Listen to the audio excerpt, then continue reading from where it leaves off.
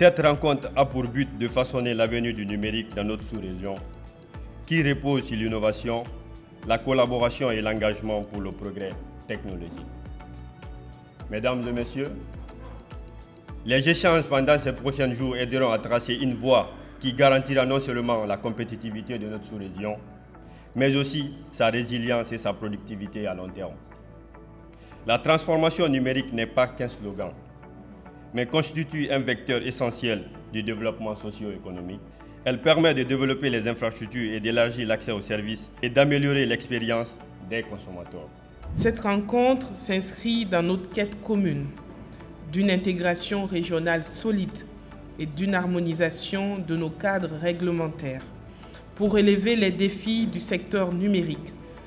Comme l'a si bien dit Nelson Mandela, seul on va plus vite, ensemble on va plus loin et on ira plus loin.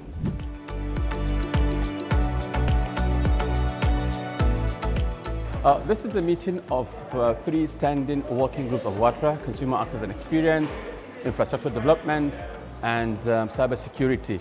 We brought together experts from the different regulatory authorities to brainstorm and discuss issues and opportunities and challenges that the region is facing.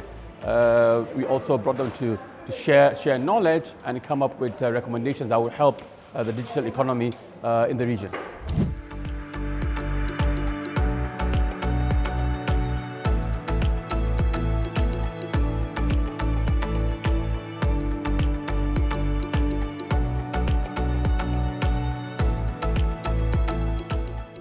En termes d'initiatives que les États pourraient prendre, c'est déjà éduquer le consommateur, déjà ça. Parce qu'un consommateur éduqué a le moyen de défendre lui-même ses droits et de suivre les voies de recours qui sont appropriées pour défendre ses droits.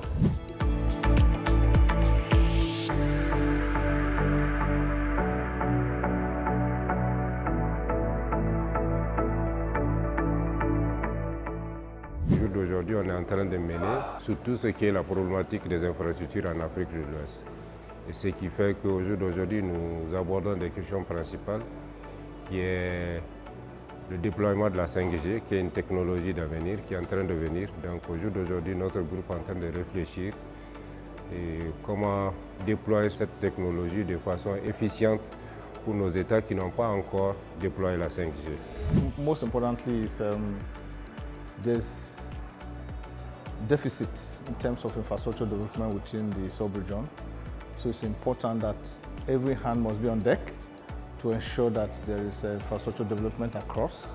And where you have good infrastructure, the results and the enablers are very much.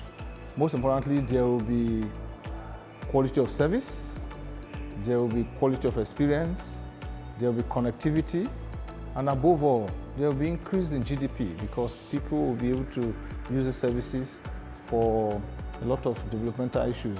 So at the end of the day, there will be income in the sub-region, and most importantly, there will be increase in the GDP. Well, you know, the way the WATRA group is structured, WATRA working group is structured is that we encourage private sector players to be part of these working groups. Nokia, as an important and key player in infrastructure, equipment manufacturing, happens to be available and shown interest in some of the issues we were discussing in the working group, especially, for example, submarine cable resilience and 5G. So it's not just Nokia. We invite different private sector players to be part of this working group, just like the first working group where we had other different private sector players as well.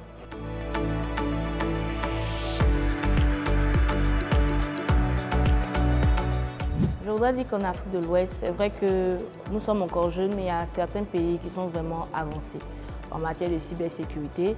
Donc ces pays-là devraient soutenir les autres pays à pouvoir avancer, à pouvoir faire leurs lois, créer leur cadre réglementaire, s'appuyer sur des normes qui sont des normes internationales et puis aider aussi à la création de certains cercles dans des pays qui n'en ont pas.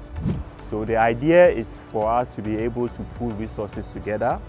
You know, in the West African region, not all the member states are at the same level when it comes to maturity. Some of the countries have well-established cybersecurity ecosystem. They have their laws in place, they have their strategies, they have their sets fully operational. Some of the member states also do not have some of the laws and the necessary operations also in place. So the idea and the work of these meetings is to normally to pool resources together where we can help the other member states that do not have the resources to be able to also have an appreciable level of some cybersecurity protection for the region.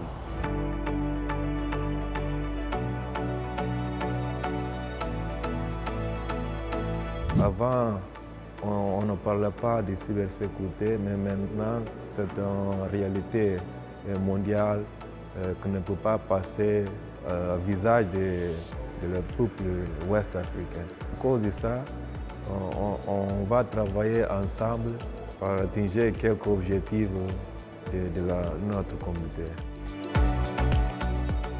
On est dans une situation où l'évolution de l'Internet s'accompagne avec des criminalités de personnes malveillantes. Donc, il va y avoir une position commune des États et surtout des régulateurs pour mener ensemble une réglementation commune et surtout mettre ensemble des mécanismes et des stratégies pour combattre ces criminalités qu'on appelle communément cybersécurité.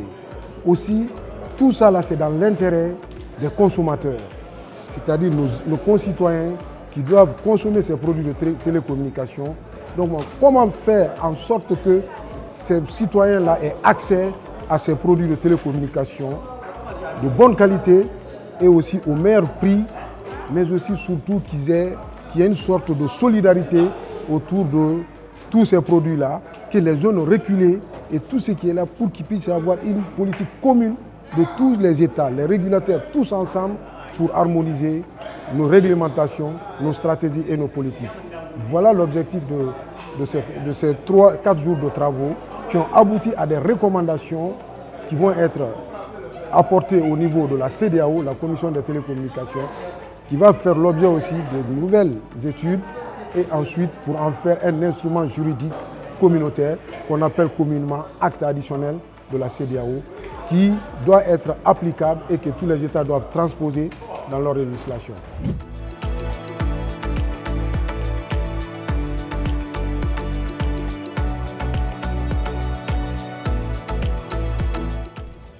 Au cours de ces 4 jours d'échanges fructueux, nous avons eu l'opportunité d'aborder des sujets cruciaux qui impactent directement le secteur des télécommunications dans notre sous-région. Nos discussions riches et variées ont permis d'identifier des défis auxquels nous sommes confrontés, mais aussi les opportunités qui s'offrent à nous pour renforcer nos actions et nos réglementations dans les domaines stratégiques débattus.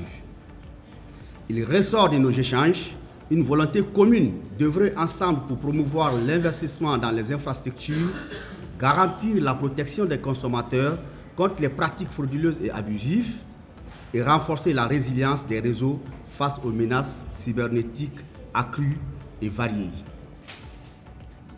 Je tiens à saluer l'engagement et la contribution de chaque participant à cette réunion. Vos idées, vos analyses et vos expertises ont enrichi nos débats et ont permis de formuler des recommandations pertinentes pour améliorer notre cadre réglementaire et favoriser le développement harmonieux du secteur des télécommunications en Afrique de l'Ouest. En tant que régulateur, il est de notre responsabilité de rester proactifs face aux défis technologiques de notre environnement numérique. Je vous encourage donc à poursuivre les échanges initiés lors de cette réunion, à mettre en œuvre les recommandations formulées et à contribuer à collaborer étroitement pour relever les défis communs qui se présentent à nous. C'est avec un sentiment de satisfaction, avec la permission de M. Keita, membre du Conseil de régulation, et M. le vice-ministre, M. Traoré Nouan, que je clôture les travaux de cette importante réunion de l'Assemblée des régulateurs de l'Afrique de l'Ouest, ARTAO, sur le développement des infrastructures, la défense des intérêts des consommateurs et la cybersécurité.